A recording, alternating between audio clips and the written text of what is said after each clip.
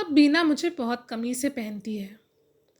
उम्र के साथ साथ कलाई थोड़ी चौड़ी हो गई और उसकी माँ बनने के बाद से तो मैं अब पहले जैसा उसकी कलाई पे नहीं बैठता।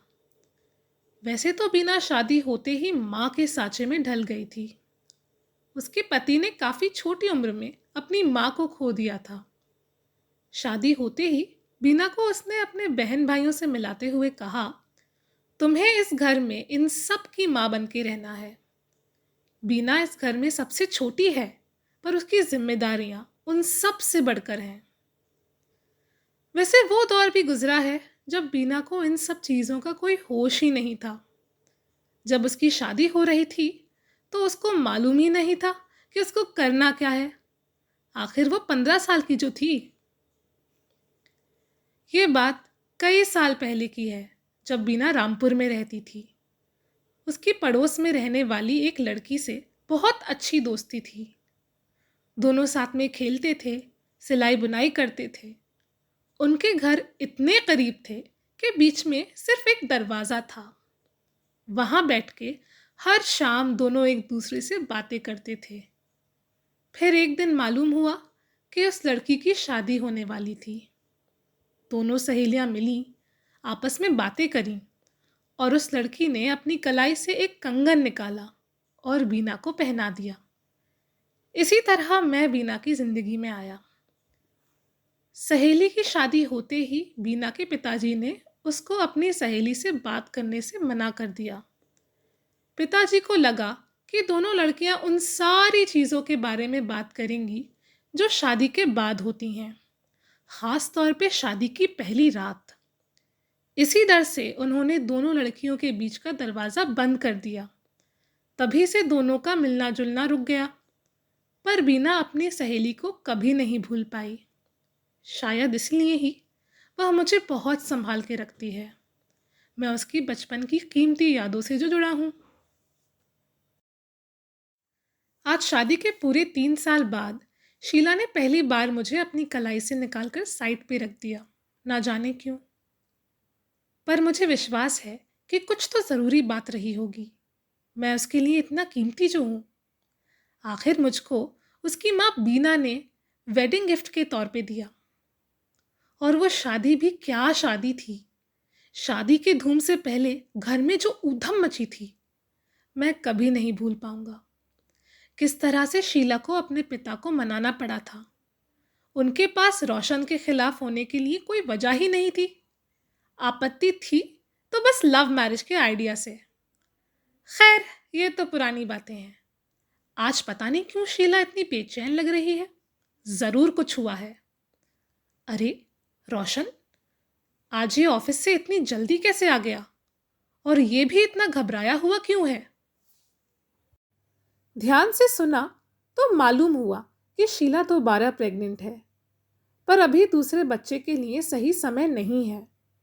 दोनों ने ये बात घर वालों से छुपाई और अबॉर्शन के लिए अपॉइंटमेंट बुक करा लिया है।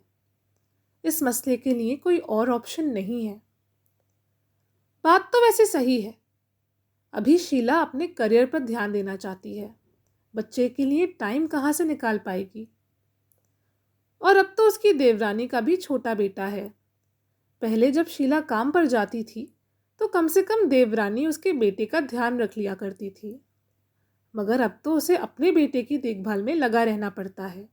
वो भी ज़्यादा हेल्प नहीं कर पाएगी। अलीशा ने अपनी माँ से पूछा अगर वो मुझे अपने साथ यूनिवर्सिटी लेके जा सकती है। शीला बोली, इसको पॉलिश करवा लो। तो अलीशा ने समझाया कि आजकल एंटीक ज्वेलरी का बहुत ट्रेंड है और मुझे अपनी कलाई पे चढ़ा लिया। सुबह से मुझे बार बार देख के वो बहुत खुश थी, लेकिन जब रात को पैकिंग करते हुए बीना ने उसे बेस्ट विशेस देने की जगह यह कहा कि शादी करने की उम्र में वो एक और डिग्री लेने जा रही है, तो वो बहुत उदास हो गई। यूनिवर्सिटी के लिए निकलने वाले दिन शीला को चुप चुप सी थी। अलीशा के पुश करने पर आखिर उसने एक्सप्रेस कर ही दिया कि जैसे अलीशा के कुछ अपने फ्यूचर हस्बैंड से एक्सपेक्टेशंस होंगे, वैसे उसके फ्यूचर हस्बैंड के उससे भी एक्सपेक्टेशंस रहे हैं। ये लिबरल आर्ट्स की डिग्री लेकर वो पैसे कैसे कमाएगी? अल्टीमेटली शीला अलीशा की विशेष के आगे झुक गई और उसे गले लगाते हुए अपना सपोर्ट दिखाया।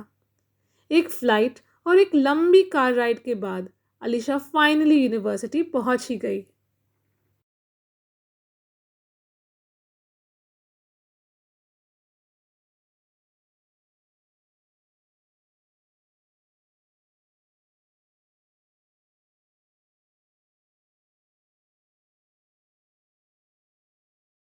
உண்மைதாங்க. நான் சுசிலாவோட பரிசு.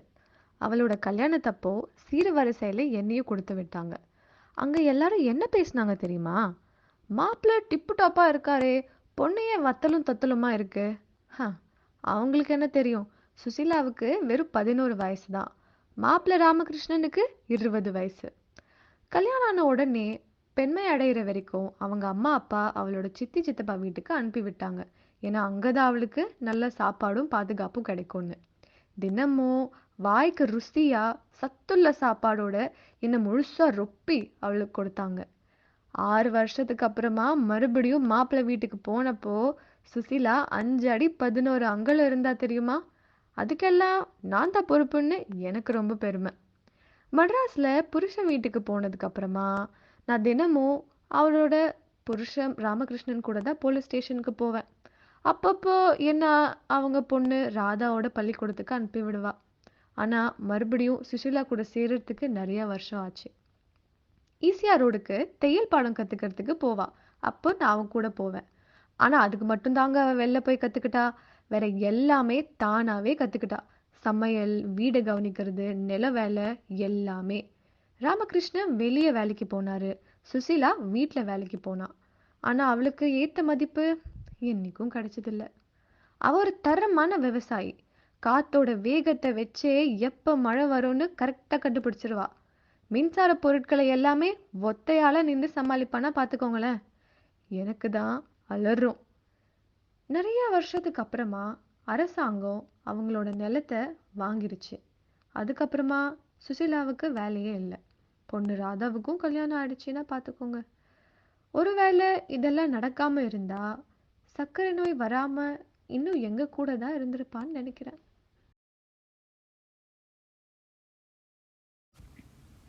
ராதா என்ன டீச்சர் வேலை பார்த்தா முதல் சம்பளத்தில் வாங்கினான்.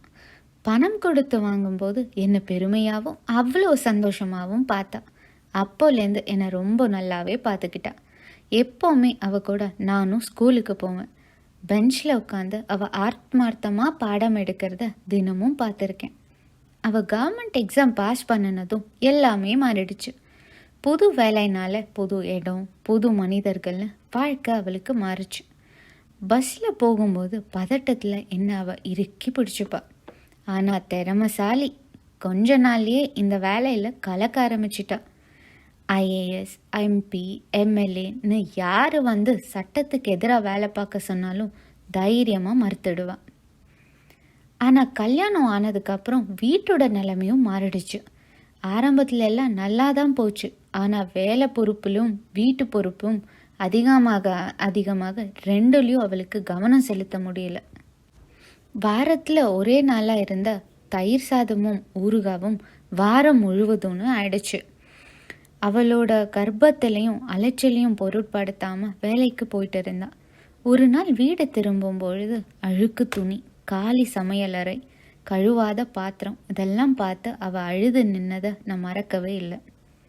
ராதாவோட அம்மா சுஷீலா என்னை ஒரு நாள் ஹாஸ்பிட்டல் கூட்டிகிட்டு போனப்போ தான் அவளுக்கு பெண் குழந்தை பிறந்திருக்குது எனக்கு தெரிஞ்சுது. கொஞ்ச நாள் ராதா திவ்யா பாப்பாக்காக வீட்டில் தான் இருந்தா. அப்புறம் என்னை மறுபடியும் வேலைக்கு கூட்டிகிட்டு போக ஆரம்பிச்சிட்டா. ஒரு அம்மாவை தன்னுடைய குழந்தைய ரொம்பவே நேசித்து பார்த்துக்கிட்டா. பல நாட்கள் இரவு தூங்காமல் கண்முழிச்சு குழந்தைய பார்க்குற நிலைமை இருந்துச்சு. அலுவலக வேலை பொறுப்பும் அதிகமாயிட்டே இருந்தது. நாளடைவில் உடல் சோர்வும் மன அழுத்தத்திற்கும் ஆளானா. எதுலையும் தன்னோட மனதை செலுத்த முடியாமல் போராட்டமாக இருந்துச்சு அவளுக்கு. ஒரு நாள் திடீர்னு சந்தோஷமாக அவளுக்கு பிடிச்ச சாப்பாடு செஞ்சு என்னை ஆஃபீஸ்க்கு கூட்டிகிட்டு போனான். அவளை பார்த்த சந்தோஷமாக இருந்தா எனக்கு மிகப்பெரிய அதிர்ச்சி காத்திருந்தது.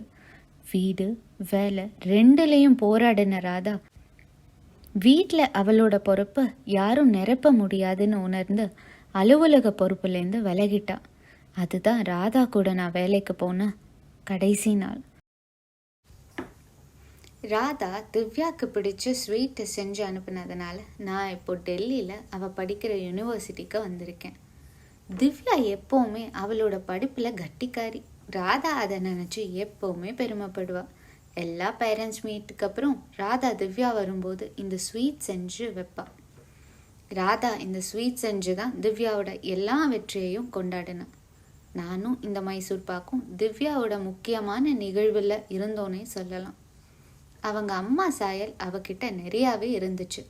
டீச்சர் ஆகணும்னு ரொம்பவே ஆசைப்பட்டா. டீச்சர் ட்ரைனிங் அப்போ அவள் சாரி கட்டும்போது எனக்கு ராதா போலவே தெரிஞ்சா. ராதா கூட திவ்யா கல்யாணம் பண்ணியிருந்த ஊட்டிக்கு அவளை பார்க்க போகணும்.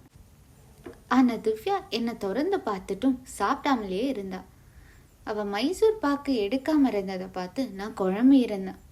இந்த மைசூர் பாக்கு தான் அவளுக்கு ரொம்ப பிடிக்குமே, என்ன ஆச்சு? கல்யாணம் ஆனதில் எல்லாமே அவளுக்கு மாறிடுச்சா அப்படின்னு எனக்கு நானே கேட்டுக்கிட்டேன்.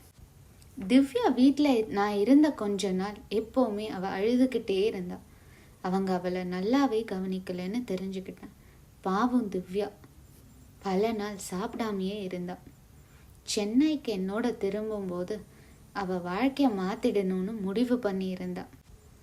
அவள் நினச்ச மாதிரியே இந்த யூனிவர்சிட்டியில் சேர்ந்து அவள் வாழ்க்கையை அவள் மாற்றிக்கிட்டான். திவ்யா இப்போ பார்க்கவே ரொம்ப சந்தோஷமாக இருக்கா. அவள் வெற்றியை பார்த்து எனக்கே ரொம்ப பெருமிதமாக இருக்குது.